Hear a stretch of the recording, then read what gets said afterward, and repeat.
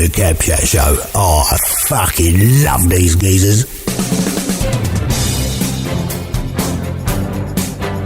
Good afternoon, good morning, good evening, whenever you're listening, and welcome to the greatest show, the Cab Chat Show.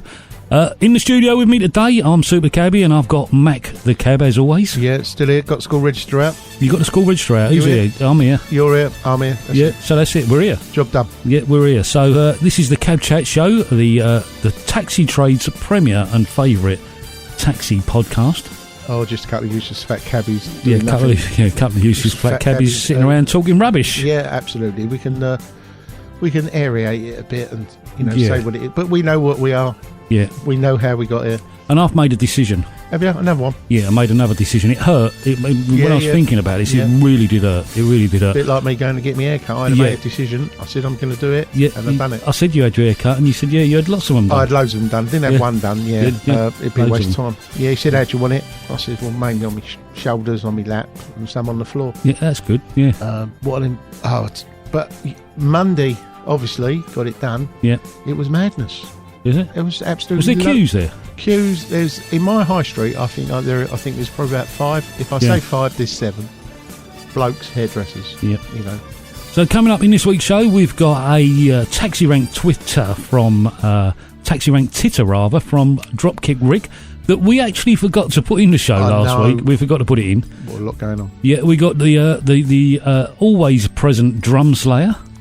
What would it be without him? And hopefully something from Dan from Plan as well, because he did promise. And I'm going to message him later to say, where's your contribution this week? He did too. And obviously, you want to explain for why you delayed Monday's show? Yeah, obviously because of the sad passing of HRH, Prince of Edinburgh, Prince Philip. Yes, because we recorded the show on Thursday. And it was announced on Friday. On Friday at 12. And then, obviously, the cabs. And of course, we haven't got our crystal ball, so we couldn't foresee that actually happening, could we? No, and it would be very strange if I had said that the day before. Yeah, it would have been. I would have proved him in the tower by now. Yeah, you would have been. But, yeah, obviously, commiserations to the family. Yeah, and we'll talk about what you was going to say in a little while. I don't know what I was going to say. But yeah, we've got all that coming up in the show this week and a lot more. We've got a little bit of a couple of bits we found on YouTube. Yeah, we do love a bit of YouTube. And a few other mentions as well and shout outs that we're going to do. Yeah. So we'll be bringing you all that and a lot more after this.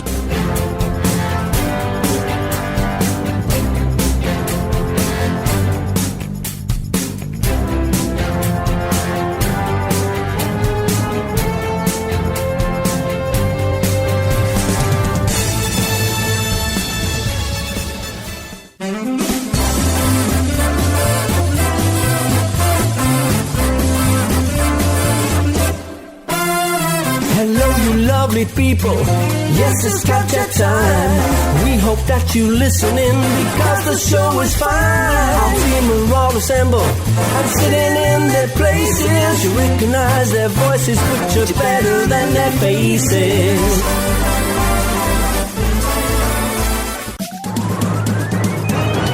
On your phone, iPad, tablet, and the internet. Cab Chat Radio Show.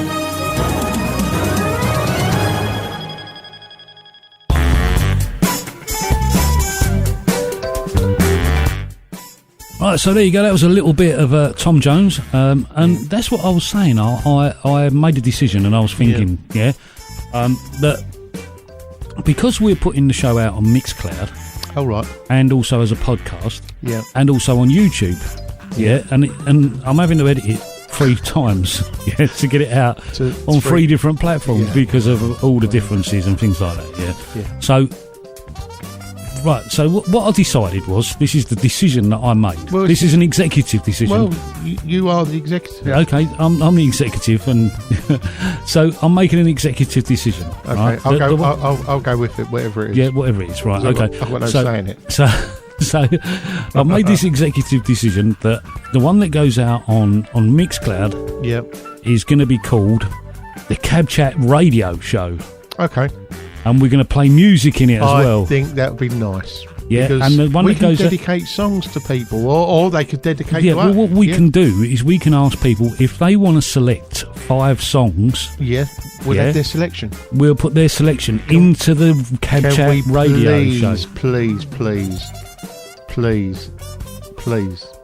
have our theme song. You know, like where they phone in. What we want to have our tune. A sad story. Yes, give us your sad stories, because we want to make our tunes. Whether true or not. Even if they're made up, we want them whether they're made up or not. Yeah, and we will put them to an our tune one. Yeah. I bought a cab from KPM. And give us a story. Yep. If you're bored. We'll accredit it to you so you can get sued. And we'll try and we'll do an ad. Obviously, that won't go into the YouTube or into the podcast. It'll only go in on the radio show. On the radio show. Which will be on Mixcloud. Which will be our secret. So if you want to hear the true show. The full show, which will probably going to be 2 hours long. Which we don't mind doing. We don't mind.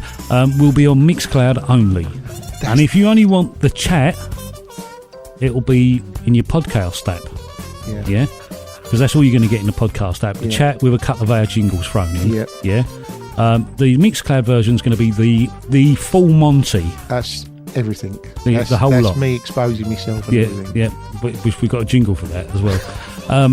And we're going to get some more jingles made by our voiceover man, Mr. Mark Collins, who we're eternally grateful to for making all our voiceovers. Makes us sound really good, he does. Well, the radio does as well, because that's why I don't like the YouTube bit so much. Well, you ain't on it yet. You ain't been on it yet. So, mind you, I look a lot more presentable this week. Yeah, you do, definitely. So, and the YouTube one will just be very similar to the podcast, which is just the chat, because you can't put any copyrighted music on YouTube. And also, these record companies are coming down hard on podcasters now. Yeah. So you can't put any copyrighted music in podcasts anymore either. You never could really. So we've really got to sort of start abiding by the rules as such. Yeah, but it used to be such a... Remember when we first started, we were just a couple of fatties, weren't we? Still are. Getting on the show, saying and we did say the only rules we got on this show is there isn't any rules. Yeah, but there's rules that... there's rules that when they fine you... Yeah, and we don't want to fine. No, that's why I say no. If there's litigation... So we're going to put the full show, the full Monty, on Mixcloud. Which is the better one, I think. And the chat will be on the podcast and on YouTube. So that's the way we're going to do it. That's the executive decision I made. Thank you. Yeah, I'll go with that. So if we mention that we've just been playing a song in the podcast, and you think, well, they didn't play a song, that's because you're listening to the podcast or watching on YouTube, and it's in the full Monty show on Mixcloud. Get into the Mixcloud. Yeah, so that's what we're going to do from now on. As I've got to edit it 3 times to get it out now. Try and make your work easier. And also, I submitted the podcast to a lot of other platforms the other day. Oh, right. Yeah, we're already on iHeartRadio and Spotify. Yeah. Right. So I submitted it to Google Podcasts, Deezer, Amazon Music. I've submitted it everywhere. So we're going to be available... Popping up... everywhere. Where you least expect us. Yep, so we haven't got a clue anymore of how many downloads we get, because people are listening on so many different platforms. Absolutely. That, we know that the figures we can count are around about, over the 1,000 per week. Yeah. But the figures we can't count Spotify. We can't count how many downloads or listens we get on Spotify. But we do know, because we get... Or iHeartRadio. We get spurious emails from people. And we think, where have they listened from? And they say, is that you? And is this... And, and it gets complicated for me, because I struggle with just one thing. Just one thing at a time. That's one thing at a time. So anyway, how was your week, Jay? Yeah, it was all right. Yeah. Well, obviously it was eventful. Obviously, we done our show. We did our show, and we didn't know that Prince Philip was going to pop his clogs. Yeah, God rest his soul. I mean, listen, all said and done, he's someone's granddad. That's right. I mean, I remember talking to my granddad. Never forget the last words he said to me. He says, "Mark, can you just steady that ladder?" Yeah. But you didn't. Yeah, well, no, that wasn't his last. No, but I used to talk to my granddad. Yeah. And he used to tell me about his granddad. Yeah. I mean, that if you just think on that, I mean, and you tell me about it, like, because he'd go, his granddad and obviously. Yeah. I mean, it's 5 generations ago. Yeah. When the fastest thing alive was a horse. Yeah. And right up to my granddad's time. Yeah. You know, in his lifetime, obviously wars and cars. He'd never been on a plane. I put him on his first plane. Yeah, everything. So technology makes leaps and bounds. Me and my brother used to sit there with my granddad and say, "Tell us stories about the war," and he never would. No, well, you can understand. He used to tell us stories about when he was a cowboy, and we believed him that he was a cowboy. Yeah, see, but that's the way of protecting. I mean, when I was born, the war had only been over 20 years. Yeah. I mean, still in living memories amongst some, and even growing. 22 years when I was born. Yeah, that's what I'm saying. So then when you think about it, I mean, we had Margaret Thatcher for 20 years. Yeah. So you think it's not a long time, and in living memory, I remember seeing, ex-veterans and stuff like that. Well, you see all the bomb sites still around London, like Alderton Road and around there. It was all bombed. Listen, there was people living in them. Yeah.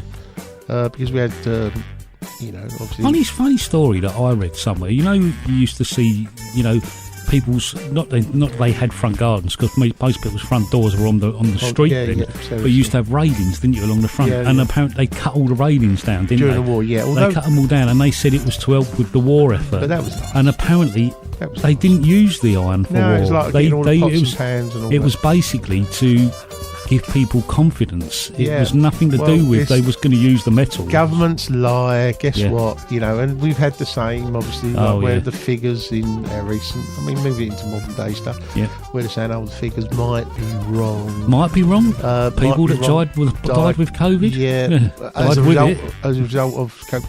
It's, Well, they don't say as a result. They say died with COVID, or they had. Well, people that had a positive COVID test, because they keep changing it. Yeah. It was originally, they said, people that died with COVID. Yeah. Then it was people that died within 28 days of having... people that had COVID mentioned on their death certificate, and now it's people that died within 28 days of having a positive COVID test. If the government says, 25% wrong, you can guarantee... I'd guarantee it was only 25% were right. Exactly. So I'm only 3/4 were more wrong. Yeah. When raising the issue. Not that, look, I'm not an avoidist or a conspiracist or nothing, but look, if there was these epidemics happening on such a massive scale of people, they would be. Look, they built a hospital and never put no one in it and pulled it down on the Isle of Dogs. So a Nightingale. So well, they did. They put 40 people in there apparently. Okay, 40. Well, that's good enough, isn't it? It was built for 4,000. Yeah. All I'm saying is we'd have.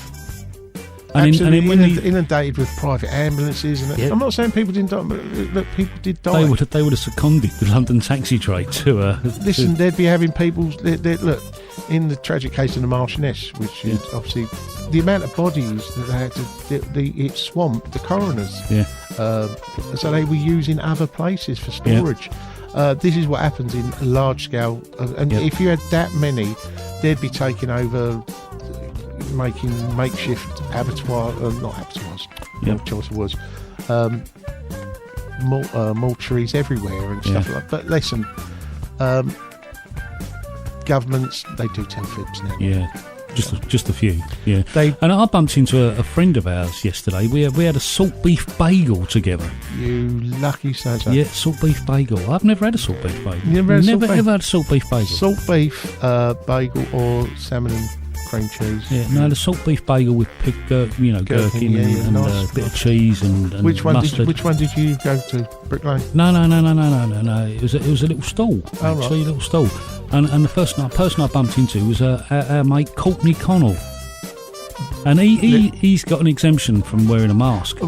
Right, some people can have, yeah. And he was saying, he said, the thing that he don't get, he said, is if social distancing works, why do you need a mask? Masks. And if the mask works, why do you need social distancing? Yeah, well, I always get, this is what troubles me, is the inoculation, like they're giving all the jabs out to people. Yeah, I've had one. You went there and there was masks and all that, they all had masks on, and there's all people there queuing up, getting masks and all that. Surely once you've inoculated people, you, as the person who's given that inoculation, because don't forget that generation people haven't had the vaccine yet, surely because they come in contact with possible people who are contaminated. Why don't they go into quarantine? Yeah, it's interesting. Yeah. Well, it's just how long you've been? Because I mean, but listen, everyone up to their own. Different people.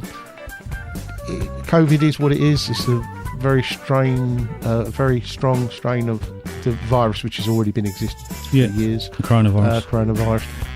And it has peaks and troughs. I mean, obviously it does get really strong sometimes. Yeah. And the strange thing is when the second wave of coronavirus came last year, and people were saying, why don't they use the Nightingale Hospital at the Excel Centre? Yeah.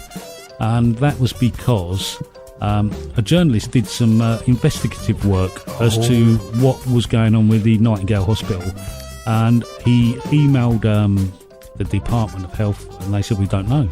Ask Transport for London. They emailed Transport for London, they didn't reply. So he emailed the Department of Environment. They said, well, we don't know either. So in the end, he went over there, and then he spoke to a security guard who said it isn't here anymore. They'd already dismantled it. Yeah, exactly. And yet they didn't admit that they had, but it's never ever been used since he's found out that it had been dismantled. Wow.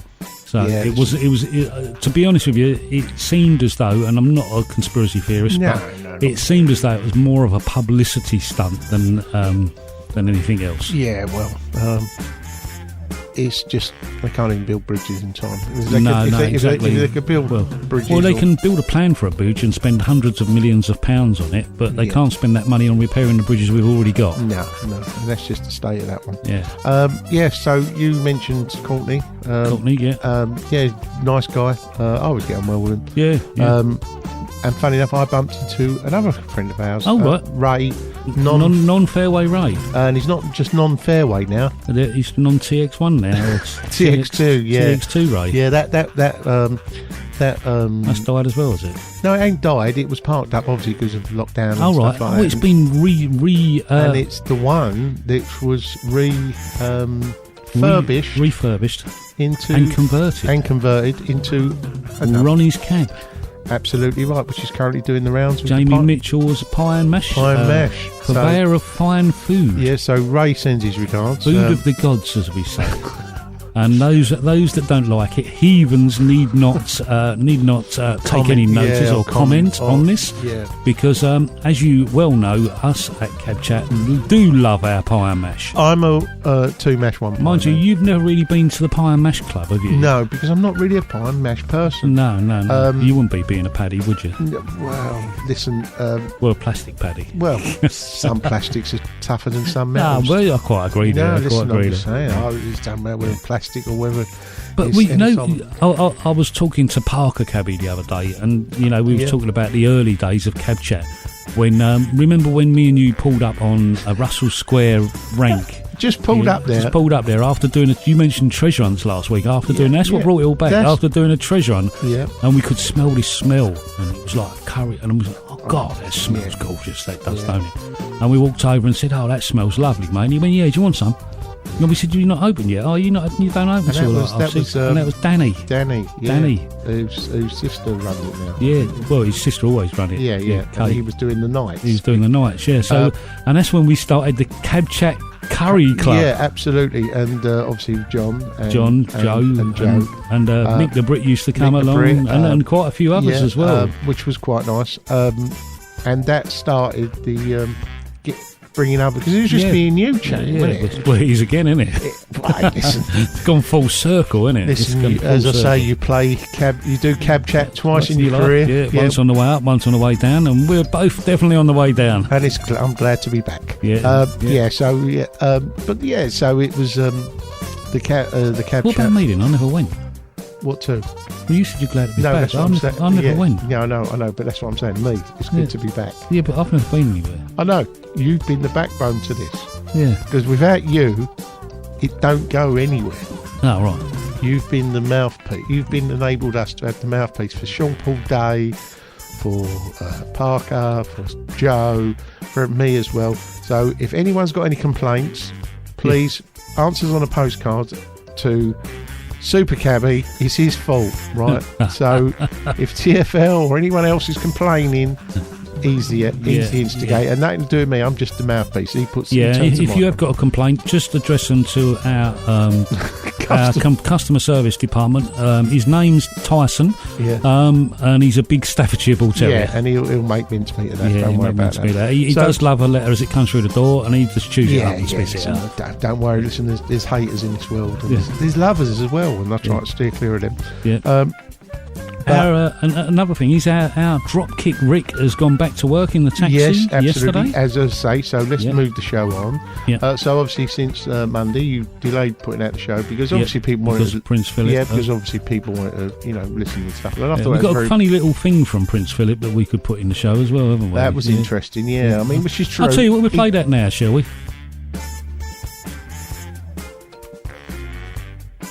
That I was present at the Japanese surrender in Tokyo. That was splendid at the time, but it got a little embarrassing later on because we paid a state visit to Japan several years later. And of course, a lot of people there said, "Your first visit to Japan?" And I said, "Yes."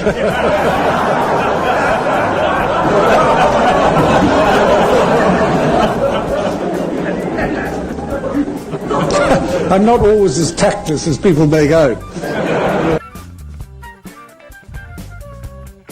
So there you go. That was HRH Prince Philip, the Prince of Edinburgh. Yeah, a bit of a card. I mean, obviously, the surrender of Japan during the war. Terrible thing it was, and obviously he was on the Shuri. Was it the boat? Because they signed it off out in the sea. Yeah, they signed the treaty. The motel, or whatever his name was, I've got a Yamaha, Harvey Frost, I don't know. Yeah. Kawasaki or whatever. Yeah, that's Kawasaki. They're all motorbikes, aren't they? I know that. Yeah. So that's. So talking about going back to work. Yeah, just Dropkick's back at work. Yeah, Dale's back at work, and a lot of cab drivers have seem to have gone back to work. And the number of taxis licensed has gone up again for the second week, like I predicted, the second week in a row. And only 59 cabs and 59 more cabs are on the road this week. Only 16 of them new, so 43 old cabs have been relicensed again, which they would do. So which brings us up to nearly 100 old cabs have been relicensed in the last 2 weeks. And I think as weeks go on, you'll see more and more of the cabs that are parked up being relicensed and put back to work again. And so that figure of 13,000 isn't quite true. I think the true figure is going to be considerably higher than that of cabs on the road. Yeah, I think they will come because obviously there are some newish cabs parked up all over the place. Yeah, definitely. And obviously it wasn't cost effective for the drivers or the companies to have them out in the road, paying tax, insurance and stuff like that. So it was better to just take them off the road for a bit. Yeah. But yeah, so I mean, obviously the work's going to be slow coming back, but obviously now the thing is that brings us on to the thorny issue of apps. Funny enough. Well, yeah, I was going to mention something about traffic as well in London. Traffic as well diabolical because it's got to find its.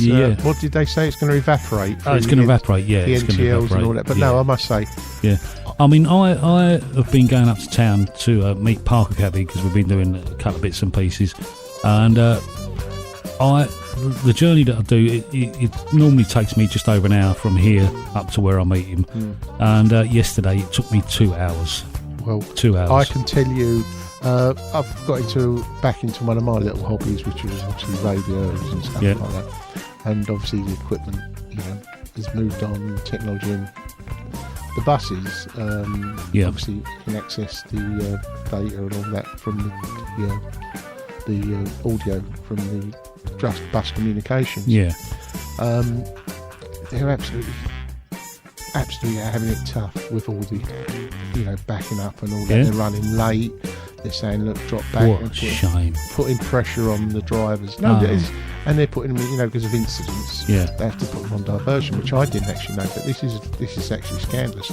Like when the buses get, I mean, I know we should probably know, what sympathy should we have for these buses and stuff like that, but it's still, the working practice of people and stuff like that, and Transport for London sanctioning these bus garage companies to run these drivers. When buses are put on diversion and they've got to go round diversions and stuff like that, obviously these buses don't know where they're going.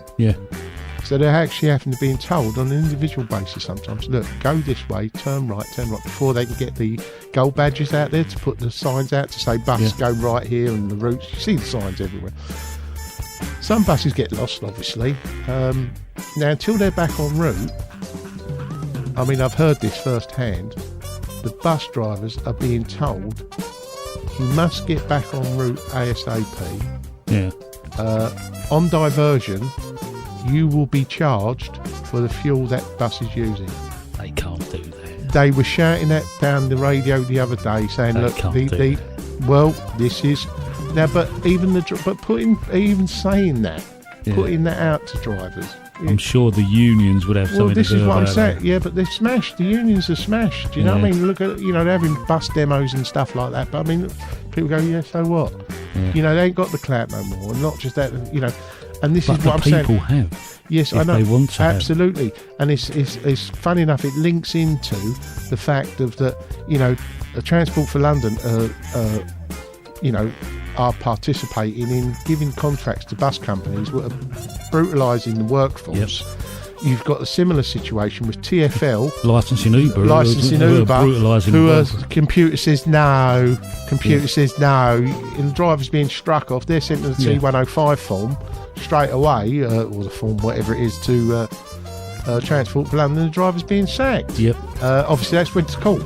And it's been and they've been told they've got to reinstate 5 drivers and take them to court. And it's bad enough when we go up against TfL on an individual basis. I mean, I had it with my badge, renewing my badge. We like to renew it because they want to do all sorts of stuff. Asking me, Mr. Entertainment, right? Yeah, me, Mr. Entertainment, right? Me, Mr. Celebrity, right? Me, Mr. Celebrity, yeah, me.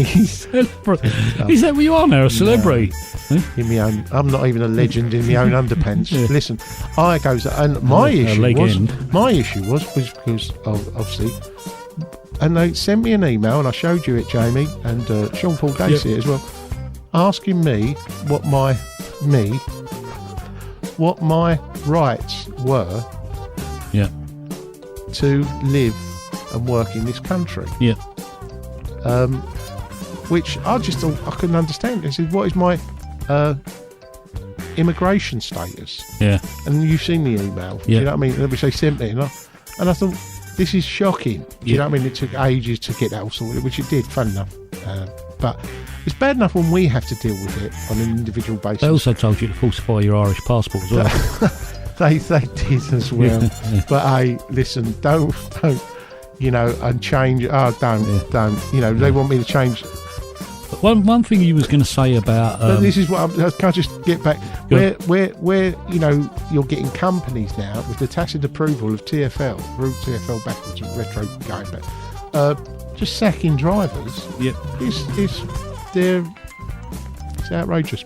Yeah, but one thing you was going to say about the HRH Prince Philip's death last Friday was about how quickly 300 to 400 taxis were mobilised to go and pay their respects. Well, now, the thing was, it was announced at 12 o'clock because it is all right. Well, they do it at a certain set time. So 12 o'clock on the gate was that it was announced that he was thinking. Within that news, getting round the cab trade, first I knew about it was Sean Paul Day on London Taxi Radio would put up a saying to meet up to pay their respects. Yeah. So a taxi convoy to pay their respects. Yeah. Absolutely right. So that was like, they all had a lap, didn't they? A lay-up point where they all went first before they all went there for 3 o'clock. Yeah. So we can take that they were dossing around, but like within 3 hours. Right. So we can say like within an hour. Because obviously they were laid up for. It was arranged straight away. In minutes, I see it on Twitter. Yeah. And then, 400 cabs? Yep. Now, so 400 divided by 5. Say, we know some are 6 seaters. How many is that? Yeah. That's like a couple of 3,000 people. Yep. I don't have to top my head. Instantly. That's our ability as a trade, and as if we choose to demonstrate. We can use that power. You see what I'm saying? And I'm not saying it'll get all militant and all like going like sending 500 cabs around to people's houses, but that can cause problems. Do you know what I mean? We have got our power. We've got our power, and we should not. When we go back to norm, whatever norm is. We should not accept the no right turns, the no left turns. Where buses go, taxis go. And on that note, we're going to go over and listen to this week's taxi rank titter from our Dropkick Rick. And we'll be back after this.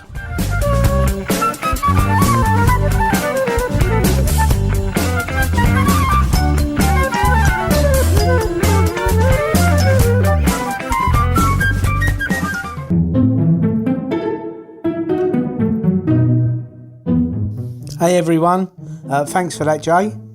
I'm getting myself like a little fan club. I'm going to call them the Titterati, because all my Titter fans, but I've only got one at the moment, so I'm just calling him a tit. But so this guy goes to the doctors complaining of a problem with his leg. So the doctor says, well, what seems to be the problem? He said, I really don't know, Doc, that's why I've come to you. He said, but everyone I've spoken to, no one's heard of anything like this before.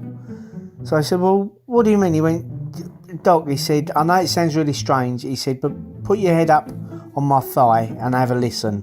So the doctor gets his stethoscope out and he puts it up on his thigh, and he can hear this little rumbling. And as he's listening closer, the rumbling saying, lend me £20, lend me £20, lend me £20. And the doc went, I've never heard anything like that. That's crazy. And the bloke went, well, that's nothing, Doc. He said, move it down to my knee.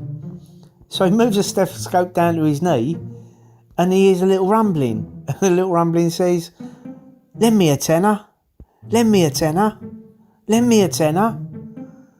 And the doctor went, I've been doing this job for 30 years. He said, I've never heard anything like it. And the bloke went, no, don't stop there, Doc. He went, move it down to my ankle. So the doctor moved it down to the ankle. And he's listening, and he can hear this little rumbling. And this little rumbling is going, lend me a fiver, lend me a fiver, lend me a fiver. And the doctor said, he went, I have absolutely no idea. He's going through all his reference books. He said, there's nothing in here at all that would suggest what that is. He went, however, he said, I have been a doctor for over 30 years. He said, and I can take a guess, judging by the medical that I've just given you today. He went, I think your leg's broke in 3 places. Oh, give me a chance, come on. I did make a New Year's resolution. I told you they weren't going to get any better, and I'm sticking to it.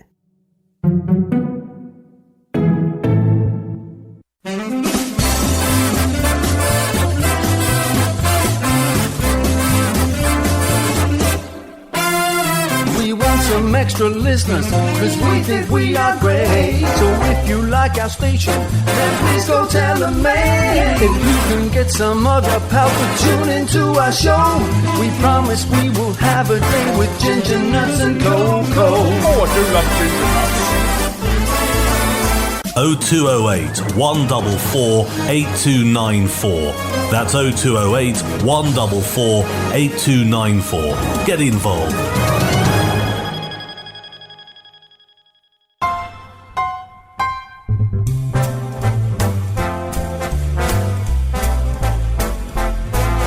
So there you go, that was Steelers Will and Stuck in the Middle with You. Yep, that's it. Yep, that was. And before that, our Dropkick Rick with his taxi rank titter. Yes, well, Stuck in the Middle of His joke is to live to me. Stuck in the middle with his joke. Yeah. He's stuck in the middle of the show as well. Absolutely right. Stuck right in the middle of the show. So a Rosh update. Yes, Rosh update. As you know, he was a taxi driver. Yeah, Rosh was a taxi driver. Well, he still is a taxi driver. He it's like I'm a taxi driver. You're a taxi driver. But he's more. He's better well known as a lorry driver. As a lorry driver, yeah. His Twitter followers seems to have increased. And I'm missing the YouTube videos myself. I wish he'd put more YouTube videos up and drone footage. Yeah, drone footage. Drones, I love drone. Yeah, I love drone. Yeah, you're going to have to go and buy yourself another one, ain't you? I'll drone on. Yeah, go and get a little legal one. Yeah, you're going to get a little one, are you?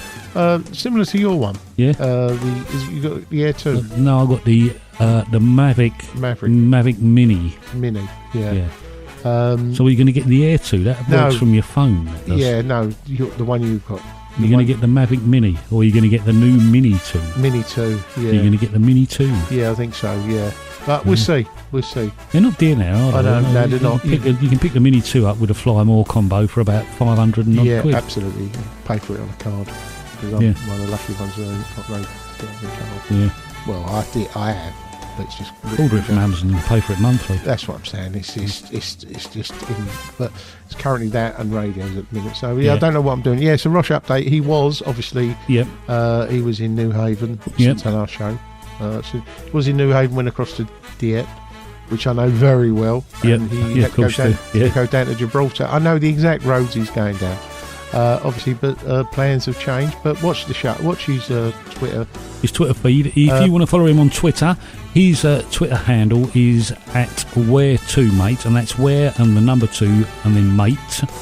And or you can look him up. It's a fat trucking cabbie. Yeah, a fat trucking but cabbie. yeah, so currently, just in case you don't want to do that, he was on his way to Gibraltar. I knew he was going to struggle with that when he said he's got to get down there for. I think the Irish. I remember years ago they used to get to go from Ireland across down to Spain and back again. They used to do it in 3 days. Yeah, because he's driving for an Irish trucking company. Yeah, isn't he? listen, they get lots of stuff because their ability in Ireland.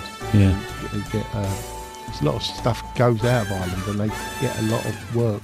Yeah, return loads and stuff like that coming back and even passing through. So so he was on his way to Gibraltar, but plans changed for him. I don't want to be a spoiler alert, but now he's on his way back to the UK. He sounds really down about it. Yeah. But Rosh, listen, if you're listening, don't know whether you do, keep up the good work. Love the videos. More YouTube videos. Like to know what you do. More drone footage. And one day, who knows, we might come out and see you en route. Yeah. If we know where you are, because that's why I want to. Because he was in Ireland not so long ago. Yeah, well, I'm not going to Ireland. Yeah, you can if you want. No, I'm just saying. But he was in Ireland. But and obviously when he was coming back and he went through the thing, and I thought, I could meet him. Yeah. Yeah, I mean, and not that he'd want to meet me. He'd probably drive a lot quicker. But no, he's all right. Well, Because he came in on the show at the Oak, if I remember rightly. He did, yeah. Which was good. Because when I think he was going to do the Kilimanjaro, he done the climb. From the Kilimanjaro. He was going to, but that wasn't. He didn't come in on the show for that. No, but I think he mentioned it. Yeah. So that's your Rosh update for the week. Yeah, that's your Rosh update. Mindful of the news currently, Cameron. Yeah. I mean, that's the gift that keeps on giving, that isn't it? Mate. We've got Cameron. We've got a senior Whitehall official now, civil servant, and also a police commissioner now has been involved in it as well. It's like, and it's the common link, Rachel Whetstone. Yeah. And the Uber. Funny enough, they're suing. The ex-Uber executive is suing Rachel Whetstone. Oh, it's like it's like the House of Cards is tumbling. It's like a monk circle. But listen, as we're saying in the news, I mean, funny enough, in this common denominator, right? Boris Johnson, Osborne, Cameron. It's not like as in 2014 we weren't telling the country these are wrong uns. Yep. And now they're going, we didn't know hang this. On, these are wrong ones. We didn't know that. Hang on, we were telling you that. You didn't want to listen. We were telling you that when we were sitting outside City Hall and you were calling us Luddites. Yep. Yeah, thank you very much. Yeah, who's the Luddite now? Yeah, so that's that. So keep watching, although we know what's going to come out of all of this. Nothing. Absolutely nothing. If it was me or you committing that sort of offence, we'd be inside, we'd be banged up. Listen, it's always the old, it's the Bollington book. Bullingdon yeah. Club. The Bullingdon Club, where they used to throw £50 notes and burn them in front of dossers and stuff like that. Yeah, I mean, listen, it's you're not allowed to call them dossers. They're funny you should say homeless that. people. Funny you should say that. I come out of after getting me someone called you a dosser? No, got me. Well, they do normally. My hair's long. Got me hair cut. Come out, and outside was a busker. A busker singing. When I was young, and life was so, and I thought, I says, that's Supertramp. He goes, thank you very much. Not one of my jokes. I just like saying nice. But getting my hair cut. Whilst I was getting my hair cut, I just want to tell you this. Yeah. I goes in there, crowd of people. Yeah. Now, things you can't call people. There was a section who obviously had booked an appointment when I gets there, and I don't know how to say this politically correctly. Yeah, but they were people who were challenged. Can I say that? And they had their carers and stuff like that. Right, yeah. So that have learning disabilities or learning difficulties. I've got learning difficulties, so you know, it's all. So I don't wish to make comedy out of this. Yep. But they were finding it funny. The guy cutting the air, making the noise, and it was enjoyable. I mean, 3 weeks ago, before we come out of lockdown, I was sitting in my mate's place. I was down in Sevenoaks and sitting there and just hearing the kids laughing in the back garden. It was a joy. To come out Monday, it was a joy to have people around me, and they were enjoying it. Obviously, they've had the same, and they obviously can't express themselves. And some of them are getting. One of them, particularly one, was getting a bit touchy about the shaver going near his ears and all that, and he was freaking out a bit. But they were good, and they were saying all that. That was fine. A guy in the other chair. So they're all really playing up, but not playing up. Do you know what I mean? Until the point where it turned into carnage was. I don't know if you've ever seen it in the barbers, but they got this like marshmallow thing. He gets out. He gets out this marshmallow thing. The guy's hair's all done in the chair, and then he sets it alight and burns round your ears and all that. Oh no, I don't have that. Right. Anyway, so he's doing it.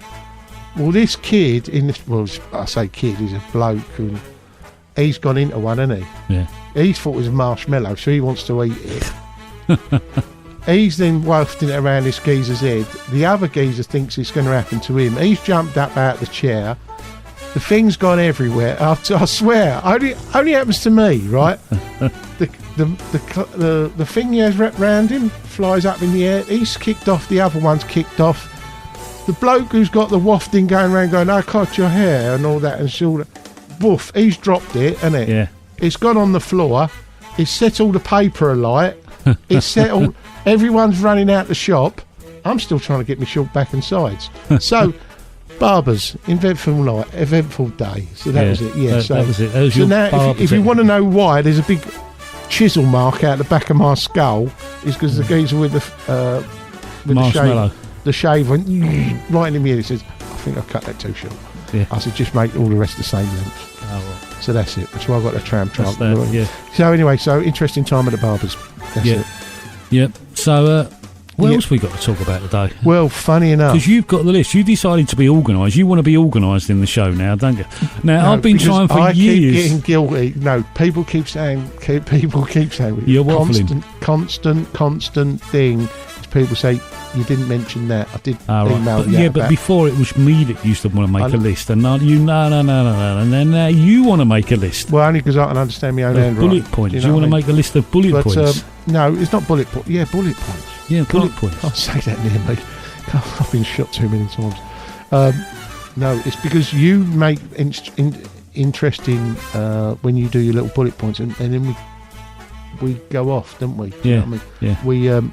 I think, we should have gone back, or we don't finish it. But it's coming up to a big birthday cake time. Whose big birthday cake? Big birthday cake for me and you. What? Oh, yeah. In 9 weeks' time. Yes. 9 weeks' time, it's going to be, because this is episode 241. Of Cab Chat. So in 9 weeks it will be show 250. Subject to holidays and stuff like that. But irrespective of the chronological time, in 7 weeks will be right, in 9 weeks show. In 9 shows time. Wow. It will be the 250th Cab Chat show. And you've been in on all of them? No, I haven't. All right. Is there a couple? There's a couple that I haven't been on. Oh right. So was that me and you and Sean Paul Day when you sat there and forgot to press recorder? Sean Paul mute. Yeah. Sean Paul, you didn't press the recorder. No, you didn't press them two buttons. You had it on that one, so it was being recorded through there. Yeah, there's that one. And there was another time when you did it when you didn't press record at all, and luckily I'd already set up a backup recorder that had already started recording. Because you'd already planned it, already knew what I'd do. And I'd set the backup recorder, and I thought, I wonder if they're recording. And but when they I couldn't hear anything because you was doing it live. When they Cab Chat saw Radio Taxi, London. No, they were Cab Chat. They were Cab Chat. This show has always been Cab Chat. Yeah. See, I don't keep up. I don't get the memos. I don't, I do. But, so that's all going well. That's when I was out somewhere and I thought they're supposed to be live and I couldn't hear anything. So I went on remotely and pressed record. I know, that's why you're in, mate. And recorded That's why you're in. Now, we must make a shout out to the people who interacted with the show. Connor Buckstone, who's prolific listener to the show. Absolutely, and likes my tweets. Which I don't like his tweets. No, I don't. Listen, I don't like his tweets at all. Carry on like this, I'm going to get a young Filipino man in to do mine. Yeah? Yeah, if this carries on. Yeah, he'd probably write them better, wouldn't he? Definitely be. Honestly, I'll read what I've writ before and I go, what have I writ here? What have I writ here? Yeah, writ, and I go, I don't even recognise it. Writ's something you get through the post. I get them as well. And I look here, I go, it's a ransom note. Yeah. Someone's, and it's my own handwriting, and I realise there's no Milk Monday. Yeah. It's milk, but mind you, my milk can come weeks later. Yeah, and I'll still drink it. I'm lucky enough to have a good constitution like that. Yeah. You know what I mean? That was lovely breakfast this morning. It was, weren't it? That burger is to die for, isn't mate, it? And the hot chili sauce in that. And just one of the lucky ones in life. Right? Yeah. Got a constitution eat like a horse. Yep. No issues anyway, so I'm lucky. But, so there we have it, Joe. Yep. So what else we got? What else have we got on our list? Because you've got the list in front of you. It's gone.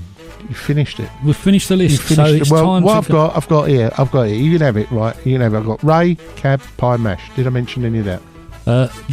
One thing we haven't really expanded on is pie and mash, because at the moment we can't go out and have a pie and mash club meet up. Right. Because obviously the pie and mash shops haven't really got outside seating. It's too bloody cold to sit outside and eat pie and mash. Oh, definitely. And so we can't go in and have pie and mash. And it probably won't be until June when we can go in and have pie and mash. Because don't forget, if you do go in from the 17th of May, you can only go in with people from your own household. And 6 or 7 burly blokes going and sitting down, people are going to think it's strange if we say we're all from the same household, really, aren't they? What's going on there? Yeah, exactly. There's a bit of a reach around going on. It's more like all the tashes and all that. Did I just say that? Yeah, you did. It come out loud. Yeah, you said it loud. It's like a monk circle going on. Do you know what I mean? You just think, hang on, is that Blonsky beat turned up here with all your skinheads and your leather jackets and your so it's probably going to be June when we can go out and have a pie and mash club meet. And I've got to tell you, the first opportunity we get to go out as a group and have pie and mash, we'll be there. Yeah. We're going to definitely be there. And do you know what? To celebrate the end of lockdown and all that, we'll even publicise in advance where we're going to have it. We always do. Oh, no, always do, and we've only ever had 2 people turn up. Exactly. So, and you're more than welcome to. No matter who you are. We'll even buy them. We might even buy you pie and mash, or we're chipping towards it. You know. Yeah, I'm thinking of going off up. If Dan turns up, we'll just use his company credit card. It's the easy way of paying real. Just pay for it like your insurance on instalments. Just so he say, I'm part of the damn pack. Okay, sign it up. Yeah. If any of the directors of Plan Insurance are listening, we didn't really mean that. We're just joking. Oh dear, God bless them. But I got I tweeted Crotax, funny enough. They put out a little thing about things that are often said on the side of cabs. Yeah, what's been said like? If it's a Mercedes, don't touch the handles. And that, you know what I mean? Yeah. And I just put, why's my insurance keep going up? I ain't had a claim. They liked it. I didn't. Listen, obviously, I know. Get into insurance. It's quite funny because I bought that little old Focus, to go backwards and forwards to work. Lovely car, which is for sale. Nice clean. Yeah, it will be up for sale. Yeah, because I might be buying another cab. Yeah, listen, we were talking about this earlier. Listen, this is the other thing. I mean, the youngsters in the trade, wow. Do you know what I mean? And you've got young families and mortgages and stuff like that. If you come through this, well done. Yeah, Courtney was saying he's worked right the way through. But getting back to the insurance thing, when I bought the car, obviously I had no claims bonus on the car because it's a few years since I've had a car insured. And I couldn't transfer the no claims bonus from the cab over to the car. So I got quite a good deal with a company, and it was only just over £300 a year. For our age. Fully comprehensive. Yeah, which you got to have. No claims bonus, which I thought was quite good. So the renewal come through this year.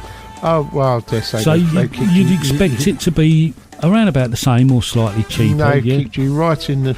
Yeah, they want £588. They've kicked you right in your no claims bonus. Yeah, £588. Yeah, they've surge priced you. Surge price. But this is... But now I'm no longer working in the motor trade. That may change. Oh, right. And I'm not doing 25,000 miles a year travelling backwards and forwards. So... Yeah. That could actually go down. But then I got a better quote from Saga? the company I've got, from Saga. Yeah. It was like 300 odd quid. Yeah, no, they are good, Saga. Yeah, because I'm of that age now, aren't I? So, Well, we're mature. They don't insure taxis, though, do they? Well, this is what I'm saying. I mean, obviously, we just... our age, going back, like... Mark said, the old Drumslayer. Yeah, he's bought himself a newer cab. A new to him cab. And this is what we, our generation, because obviously I ain't got a cab at the moment. No, and those that don't know, I sold mine last September because it was just sitting here doing nothing. And where I live, the brakes were rusting and all sorts, and because it's right out in the middle of the country. Same as my boy's done exactly the same, and he was working it, but there was no work. So but I keep looking on Facebook and on all these adverts, and I keep thinking, oh, I'm tempted by that one. I'm tempted, and then, but at the moment, I want to go back to driving a cab, but I don't want to go back to that traffic up there. That's the thing. This is the problem. This is the dilemma I'm in. I love driving a cab in London. I love the freedom of the job. I love driving, but the traffic, driving into town yesterday and encountering that traffic, and not everyone's back at work yet. Not things are not fully back to normal. See, and it was a nightmare. It was an absolute nightmare. See, I'm one of the lucky ones, and I am, and I really do realise the luck, what I've got. I love the job, but I don't need the job. I love the job, but I don't need the job. But you actually do need a job to keep your sanity. Sanity, yeah. Because if you ask someone, if you just walk up to someone and say, "Oh, hello, how's your name? What's your name? What do you do?" Yeah. They will tell you what their job is. Yeah. Or hello, how about you? What are you? And they go, I'm a taxi driver, I'm a bus driver. Yeah. They identify with their employment. Yep. They don't say, I'm a carbon-based life form, breathing air and, mammal. Yeah. They will say what they do. And I miss the work, as I say. But all the time, and likewise why I've sort of like semi-retired before, was because if I'm holding a load of dough and my mates are sitting next to me starving, I do feel a bit of I don't need to do this. And obviously we do this and stuff like that to keep up the morale and keep the spirits going. Anyway, we've been waffling long enough. It's time to go over to one of our contributors and for their contribution this week. So who should we go over to now? Who should we have? Drumslayer. Let's go over to the Drumslayer then. Let's play him a bit of music. Yeah, we'll go over to Drumslayer.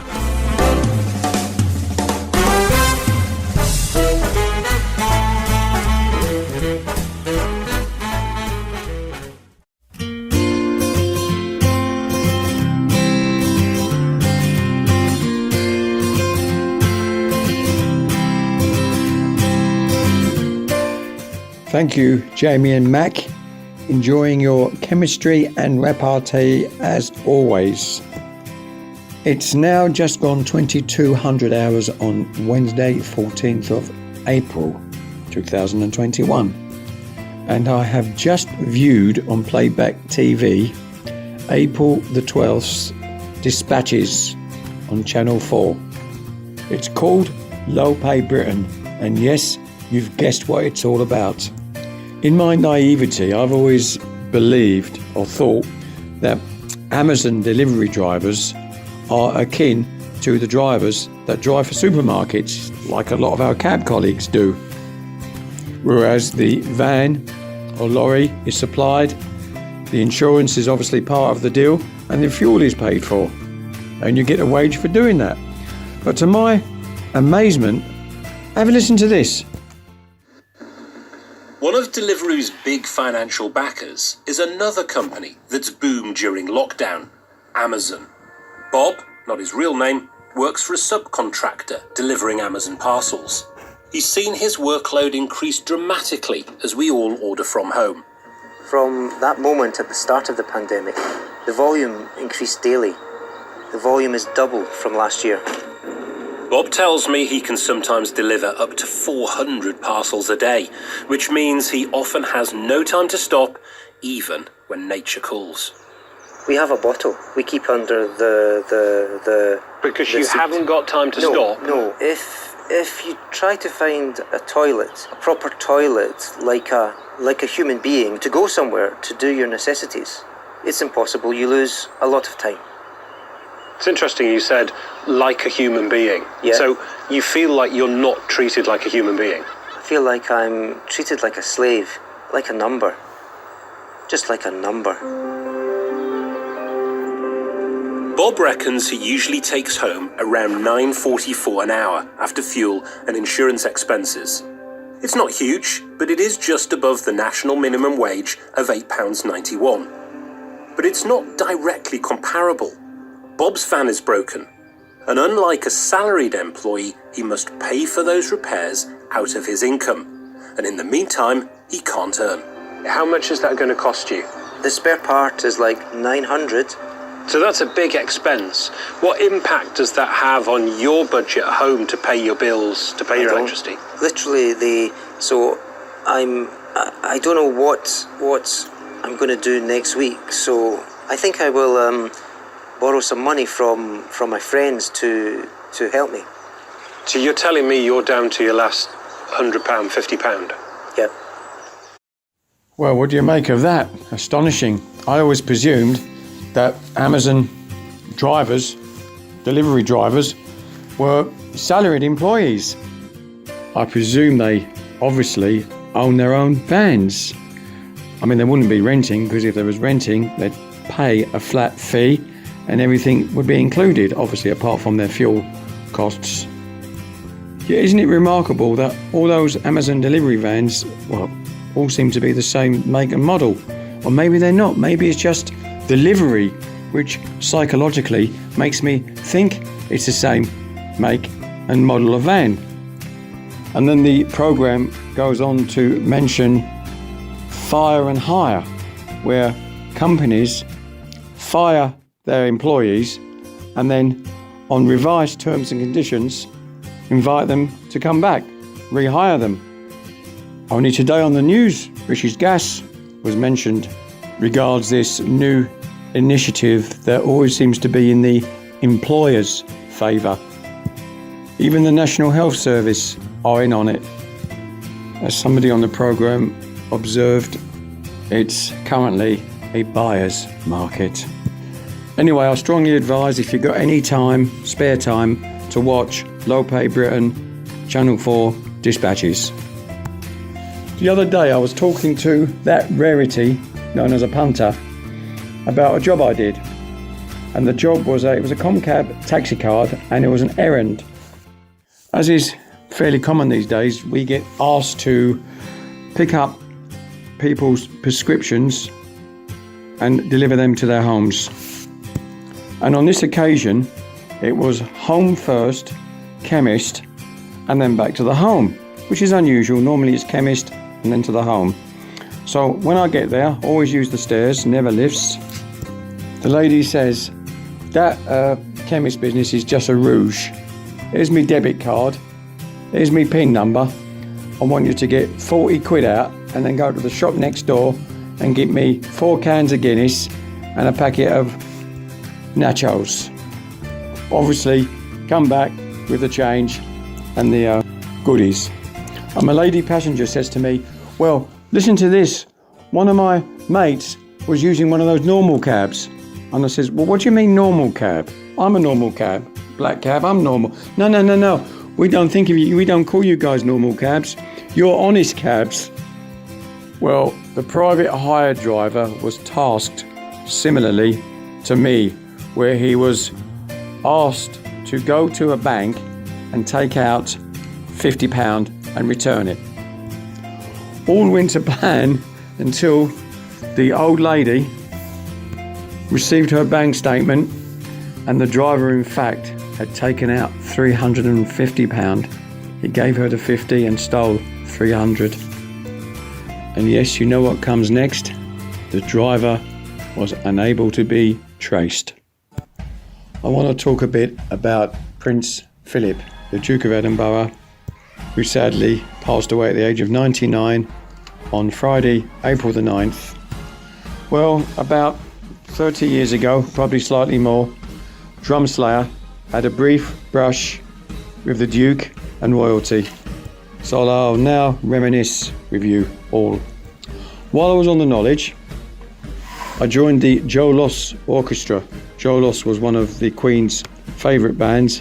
He played for Diana's wedding, a few other royal functions, and he used to play the Royal Household Ball every year. And 89 and 1990, I was the drummer in his band. First year, I drove me moped onto the Buckingham Palace grounds, no problem whatsoever. Second year, I was in a BJ's rented cab, and the policeman on the gate stopped me and said, "Where are you going?" And I said, "Well, I'm playing tonight at the Royal Household Ball. I'm a musician with Joe Loss. Could I put my cab in the car park?" And he said, "No." I replied, "Yeah, but I can see cars over there. They're other band members." He said, "Yes, but they didn't ask." And he was obviously pulling my leg, and we smiled, and he let me go through. So that night we're playing at the ball, and after about 40 minutes, the Queen and the Duke of Edinburgh enter the grand ballroom, Buckingham Palace, and they come towards the stage. The Queen speaks to the band leader, Joe Loss. Couldn't believe how tiny she is. And the Duke of Edinburgh comes towards us and he says, "You lot still alive?" Ho ho ho ho. And we all replied, ho ho ho ho. Well, I caught his drift. I was the youngest guy in the band at 35. Most of them were in their late 50s, 60s, a couple in their 70s, and Joe Loss himself was about 86. But the Duke did come across as a genial, jovial, amiable fellow, no harm in him, and I decided from that moment on he was a good guy. But since his demise, and I have learned about all his life's accomplishments, he definitely was a good guy. And from one exemplar of public life to the polar opposite, dodgy Davy Cameron, finally getting his comeuppance regards his lobbying for Green Seal Capital. His legacy is well and truly tarnished, with no chance of ever being revered like our late great grand old Duke of Edinburgh. And finally, to all the cab drivers that gave their time Friday afternoon, the Mall, who took the spontaneous action to show their respect on behalf of the whole of the London hackney carriage trade. A big up to whoever thought of the initiative in the first place, and I think I know who that was. You may have not realised it at the time, but all of you wrote yourselves into the history books forevermore. And you can all proudly boast for many years to come, and I wish you all long lives. You can boast to your grandchildren and great-grandchildren that you was there. And in hundreds of years' time, it will be legend that the day the Duke of Edinburgh passed, London black cab drivers turned up to pay their respects. And there'll be the photographs and testimonies to prove it. The day the hoi polloi of royalty and the cab men and women grafters of London united in grief. Or you can put your handkerchiefs away now. I'm off. See you next week all. Bye.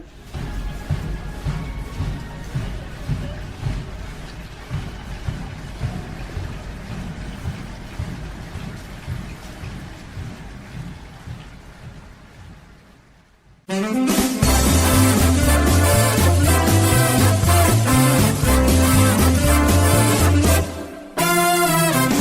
the world from London, we broadcast everywhere. We love you wherever you are, we really do not care. Driving down the Kingsway or sitting on a stand, you think we have it sorted, but we have nothing planned.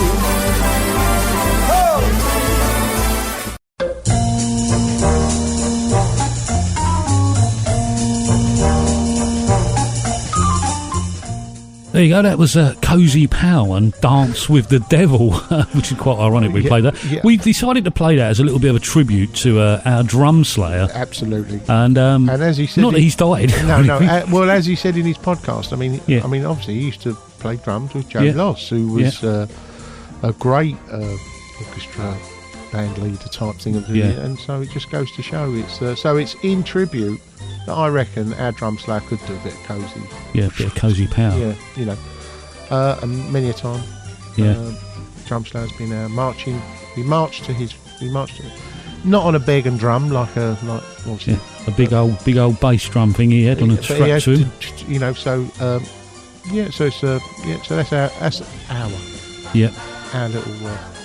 Yeah, and as he said, well done to all the boys and girls, because we didn't mention that went out to pay their respects to Prince Philip on Friday and mobilised to go and do that convoy and park up in the Mall to show their respects. Yeah. And it gained a lot of traction on Twitter and other social media from various walks of life in this country, and a lot of people were congratulating them. Not congratulating them. No, but just accepting and honouring that they took time to time out their day to go and pay their respects. It's part of London. Phone boxes, Yeah. Telephone boxes, post boxes, yeah, taxis. And you know what was nice? That the police didn't try to move them on. Absolutely right. You know, I think the that Royal was nice. Parks, the Royal that Park. was really nice. That was, well, the Royal Parks is part of the Met now. Yeah, anyway, of course so it is. I keep forgetting. I mean, that Parks police. I mean, years ago. I mean, they used to.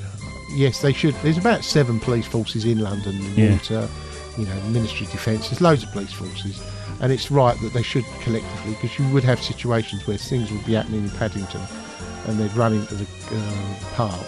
Yeah. And the Parks police, that's my job. Hang on, let's go on that. And their walkie-talkies, they used to share with a minicab firm. Yeah. I mean, I joke you not. So yes, so they'd end up going to 27 Beach Street to go and pick someone up. Yeah, in case you're having you go and pick someone hang on, we got a flasher by the big oak tree outside. Yeah. You go, 4545, call me Acacia Avenue. That's true. I mean, listen, that's my mate was radio engineer, and obviously in my past life a radio. Anyway, so as Drumslayer saying about people thinking that, with the sudden wave of this gig economy, to get people in, get a van and go and pass and deliver 400, and you get 50 pence a parcel. Yeah. But like when you do 400 of them, you get your money. Yeah. No, if you're not making money on delivering one parcel, decent wage, then you're not going to do 400. Oh, but they're all in the same. They sell you that. They sell you that dream. Yeah. They sell you that dream, and trust me, if you're not worth 3 times what you're being paid, you wouldn't be employed to do it. Listen, it's funny. I didn't know the national minimum wage was £8.91 an hour. Because you know how much Tesco start you at when you start on Tesco? About 12 quid, isn't it? £8.98 an hour. Right, there you go, sorry. And that goes up to £9.98 an hour once you've been there for 3 months. Well, let me tell you, currently, I think, as I was saying, I got my thing the other day saying I'll get me money on the 27th for starting to claim. There's lots. So look it up, people, if you whether you the SEISS grant or never remember self-employed. But I think currently unemployment benefit is £10 a day. So when you think of it, I think people get 80 quid, don't they? 70 quid, dole money a week. So. When you put it in, it's like, well, okay, you're doing 5. No one's paying big money at the moment. There ain't. And that sort of thing. Other than big companies who have done well in lockdown. Yeah, like Amazon and Tesco's. And they're still not paying big money. But they won't pass that down. No. They won't, it's trickle-down economies. Trickle, like, we earn money, it trickles down. No, it doesn't. It goes to shareholders. there's not a lot we can do about it. It's just a system. You have to go with it and pay your taxes and do your stuff. Exactly. Yeah. But so that was an interesting one from our Drumslayer. Drumslayer, yep.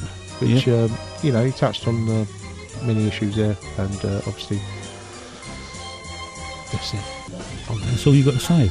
Well, you're lost for words. No, I'm not. I'm just trying to remember what he said.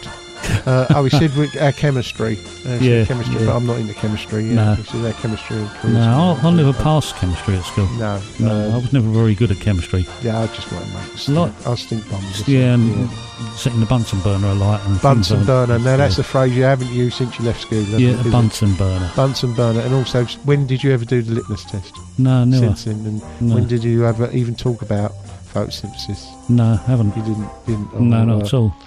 Or frogs' legs and all that, and electric pulse and a Van de Graaff. There's another word. A Van de Graaff. What's a Van de Graaff? That's physics. It's static. Well, it's not chemistry. Then, I know. I passed physics at school. Yeah, and you didn't know what a Van de Graaff is. So there we go.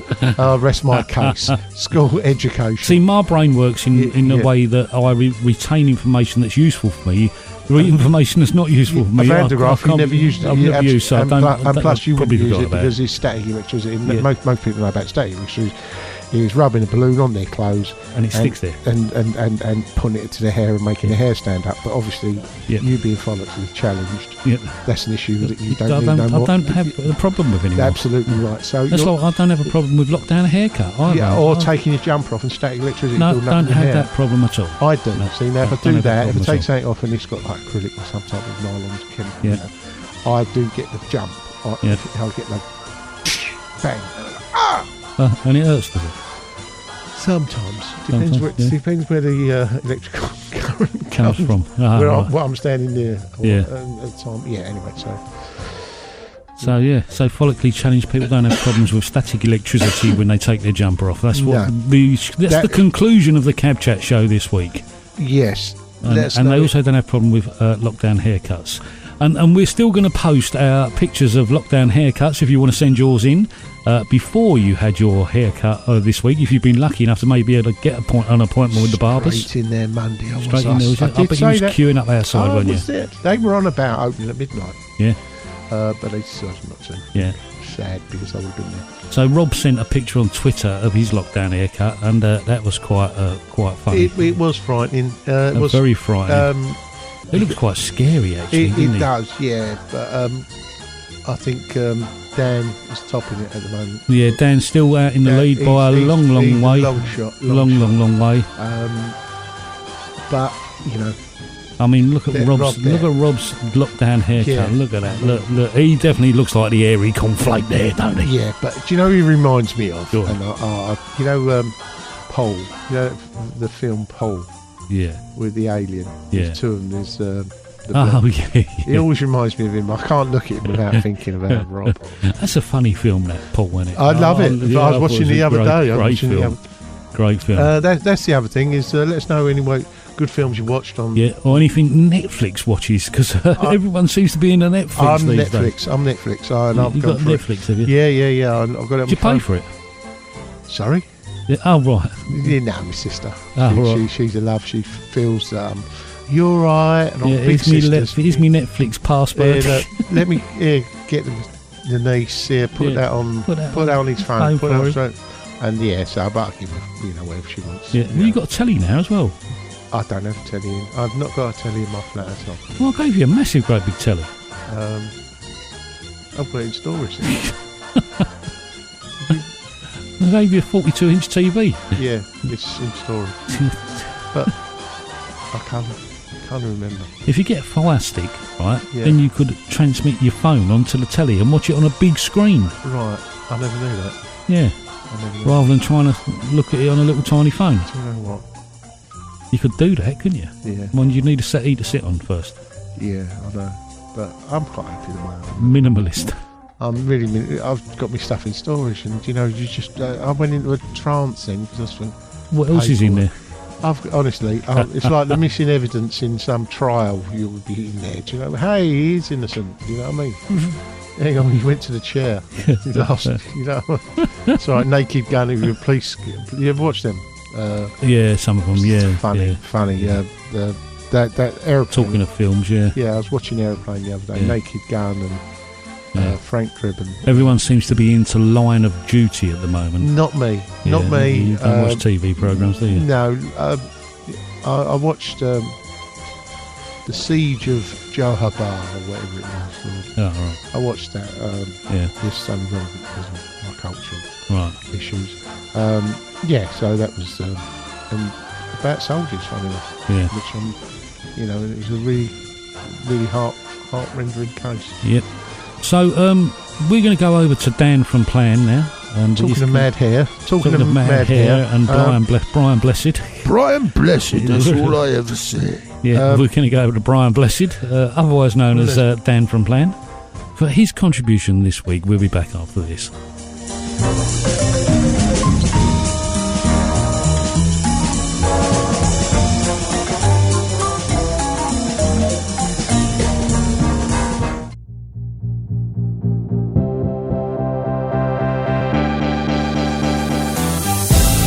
Thanks, Jamie. Thanks, Mac. Hope everyone's keeping well and staying safe. And hopefully people are getting back to work. I've been hearing that there are some green shoots out there. I know we're getting more people back in our office slowly, and I know that some of my colleagues and friends in the city are slowly going back to their offices. So hopefully, fingers crossed, reopening, there's some light at the end of the tunnel for people. Which leads me on to what I'm going to talk about today.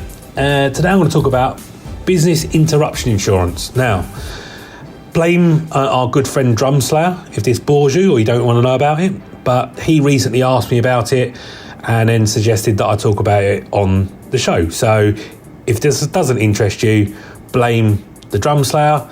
And if it doesn't interest you and you want to hear about something else to do with insurance, or as I mentioned last week, any other questions you want me to think about or answer, or you've got a dilemma you want me to give you my opinion on, send it in and I'll have a go at that instead. But today it's going to be about business interruption insurance. So the reason this has come about is at the start of the year, there was a Supreme Court case. Some of you may or may not have seen it in the press, but Mark did, and that's why we're talking about it today. So in the press, it sort of gave this big story about how these small business owners won, and they've crippled the big insurance companies, and they're now entitled to claim for lost money due to COVID. That's not the case. The press overplayed this one. Some might say, as they normally do, but they made it much bigger than it was. So yes, there was a Supreme Court case, and they did rule in favour of the action group that took it to the Supreme Court. However, it doesn't apply to everyone. It only applies to a handful of people. Basically, this Supreme Court case was a contractual dispute, and it was where the contract is unclear, and then the courts had to decide whether or not the contract, how it should be interpreted. Now, many insurance companies had in their policy wordings and contracts that business interruption cover didn't cover pandemics, like it says it doesn't cover terrorism or acts of terrorism, but there was a handful of insurance companies that didn't state that it was either included or excluded, and that was the ones that went to the action group and took it to the Supreme Court. So as I say, it's only a handful of businesses that were able to follow this through, so good for them, I guess. And I guess I mentioned this to Mark, that I look at it from both sides. We're a broker, so we sit in between the businesses and the insurance companies, and I see both angles of this, because business interruption insurance was never designed for this type of thing. It's designed for physical damages, so your shop, restaurant, hotel, place of office, whatever it is, if it was flooded, burnt down, and you were physically unable to trade from that premises, that's what business interruption covers for. So a lot of insurance companies are arguing, well, there's nothing stopping you. Obviously, the government have said don't trade or you can't open your doors, but there's nothing physically stopping you from opening the doors. And that was their counter-argument to it. And obviously, I know the counter-argument is, well, the government said you can't, it's against the law, etc. So that's where this has all come about.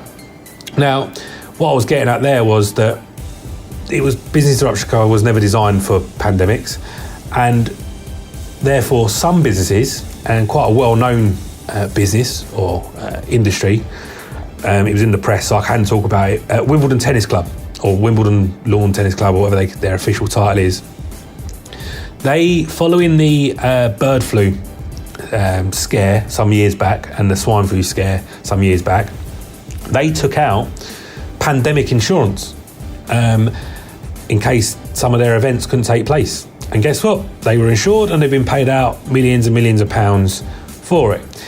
Now, I can assure you that if I had spoke to, or someone at Plan had spoke to a small business owner that owned a shop or a restaurant or a hotel or had an office, and we said to them, right, here's your insurance, it's £500 a year, it includes X amount should your computers get stolen, X amount of money on the premises, includes your employer's liability, includes your public liability in case you damage anyone or injure anyone.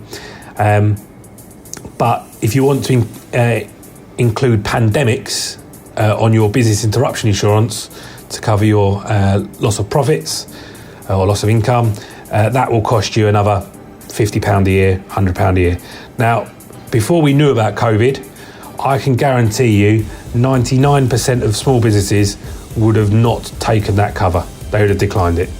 It's a bit like we are currently going for a stage now whereby cyber attacks is getting very big, especially for businesses. And we are actively telling customers now, listen, your insurance doesn't cover you in case your business is impacted by a cyber attack. You can buy cyber liability insurance and that will protect you against it, and it costs you X amount. Again, 99% of businesses do not buy cyber insurance. It's a bit like, I can guarantee you 99% of businesses wouldn't have bought pandemic insurance before we knew about COVID-19. All right, so I understand it from both angles. The insurance company is saying, well, why didn't the customer buy it? The customer's going to say, well, if in hindsight if they'd known about it, they would have bought it, but would they really? So there's a lot of backwards and forwards here. So I just thought I'd give you, there's so much more I could go into about what we refer to as BI insurance, business interruption insurance, but that's it in a nutshell. I don't want to talk about it for too long because I could go on to it for hours if we wanted to, but I just thought I'd give you just a very small synopsis about what happened with this Supreme Court case, how it wasn't as much of a big deal as the news made out it was. And then also that my thought on this is, if you have got a small business and you are operating, you're not longer a taxi driver anymore, or you're looking at setting up a small business, you can buy business insurance pretty much online now, especially for small businesses. And you don't need to speak to one. You can click a few buttons. It's like buying private insurance. You can click a few buttons and buy insurance online. Please speak to a broker. I'm not saying you've got to speak to Plan, you've got to speak to us. Speak to your local broker, speak to a broker that you're used to, but speak to an insurance broker about business insurance. Try not to buy it online if you can. All right, you might think that you're saving yourself a couple of pounds by doing it, but when it comes to certain things, we do this day in, day out, so we understand it fully, and there's things that you might not have thought about. I often get asked the question, so we get lots of calls from people looking to start businesses, and they'll go, well, what do I need? What insurance do I need? And we'll talk them through it. Maybe that'll be another topic for another day. I'll discuss that on those sort of conversations. But yeah, if you are setting up a small business, or you have got a small business, or you've got a big business, speak to your broker. Try not to buy it online. It might cost you a little bit more, but that extra £5, £10 or £50, whatever it might cost you, might pay dividend in the long run, because a lot of these ones that aren't covered for COVID-19 on their business interruption insurance, I don't want to talk about it too much, but if you look at it online in the press, the firms that they was buying this insurance from were all online purchased insurance products. So that's, I think, one of the issues. So speak to an expert, buy proper insurance. All right, anyway, moving swiftly along, I've got my fact or fiction for you. So hopefully you did well at the last one. So my fact or fiction for this week is X-rays cannot pass through Velcro. So that's X-rays cannot pass through Velcro. So Velcro, the way you fasten certain things, the furry bit, because of the way the fur's made up, X-rays can't pass through it. So is that fact or is it fiction? So I'll hand you back to Jamie and Mac in the studio, and I'll give you the answer to that fact or fiction later on. Speak to you soon. Cheers, guys.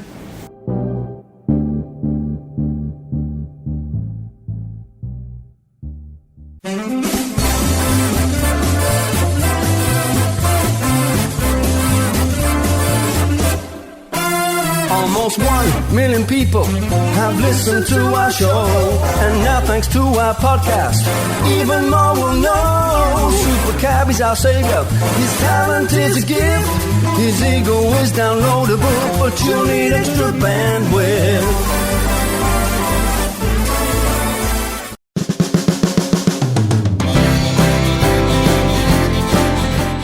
Right, so there you go. That was XTC, and we're only making plans for Nigel, and we've played that for Dan Danny from Plan. Yeah, we'll have to change the words on that. We're only making plans for Dan. Plan for Dan. Plan for Dan, and and he was talking about business interruption insurance, which is a really enthralling subject.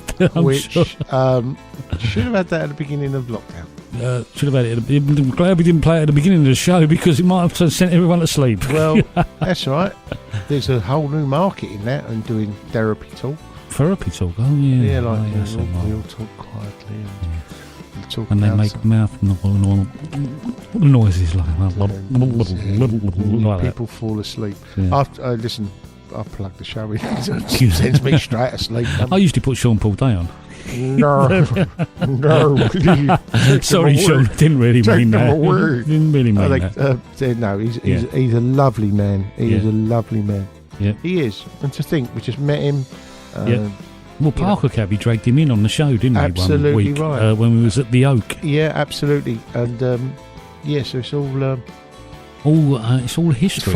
All history, all his fault. But it's all his fault. Parker's fault. Am I thankful for meeting the guys? Because obviously I knew you through other people. Yeah. And they say, "Oh, do you know Jamie?" And I say, "No, I don't know Jamie, but I knew other people who knew you, and you knew other people who knew me."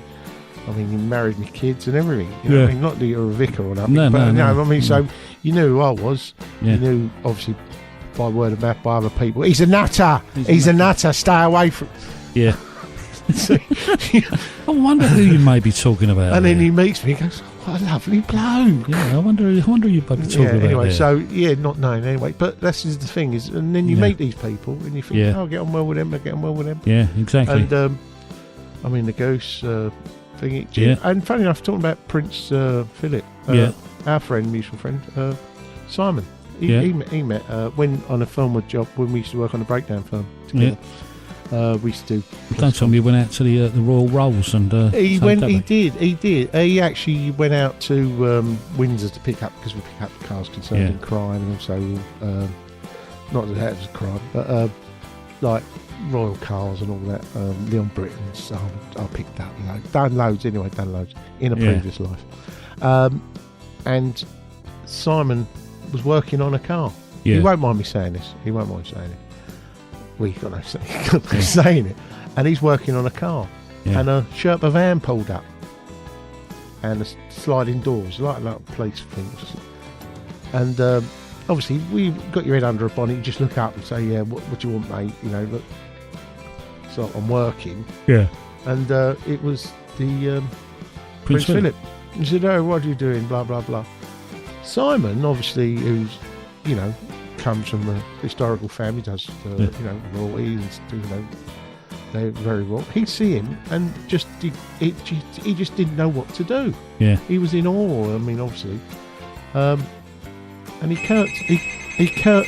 that's him on the phone now. He curtsied. He says, I just don't know. Like a tart. He might have no, but he says he curtsied. He said, but so that's my only. Your only contribution to that, is it? That's my only thing. I mean, although, and I bet you're listening. You're dying to know whether X-rays can pass through Velcro or not, aren't you? It's a riveting subject, does it? Yeah. But me. So, what do you think? Do you think X-rays can pass through Velcro. On well, knowing what I know, or velvet, or whatever. Velvet or Velcro. I can't remember. Velcro. It's Velcro, right? I know where it's designed, how it's designed, and everything. You know, the guy who invented that. Yeah. Off little balls sticking on your socks when you're walking out in a park and stuff like that, and it kept sticking. And he looked at the hooks and things. Velcro, X-ray can most definitely pass through. You Velcro. think so, do you? Yeah. I would hazard a guess.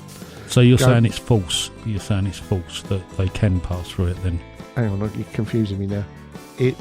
He said, "Is it true or false?" He said, "He said X-rays can't pass through it." So you're saying it's? And he said, "Is it true or false?" Through. That's false. That's a false statement. It can pass through. It so can. That's a false X-ray statement. can. Yeah. X-ray can. So what we're going to do is we're going to say our goodbyes, and then we're going to go over the down from plan to find out whether it's true or false.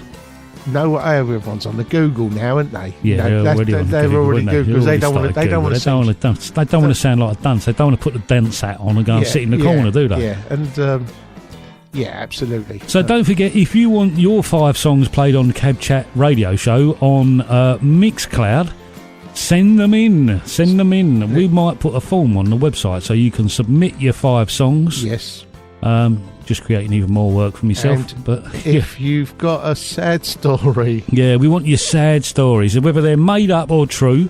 We don't care. We want to put our tune to it. We want to put our tunes to it, but they will only be available on the Mixcloud version of the show. Come on, let's have a laugh. So we want your sad stories. A bit like the old Simon Bates. 11 o'clock in the morning. Sad stories. We did one, didn't we? We did a few. We did a few, didn't we? Yeah. Oh dear. Well, I'll tell you what we're going to do. Just before we go over to down from plan, we'll add one in so you know exactly what we mean. Then we go to down from plan, and then the end of the show. But we're going to say our goodbyes now. But don't forget, send in your sad stories, whether they're true or false, and we'll make our tune up for it.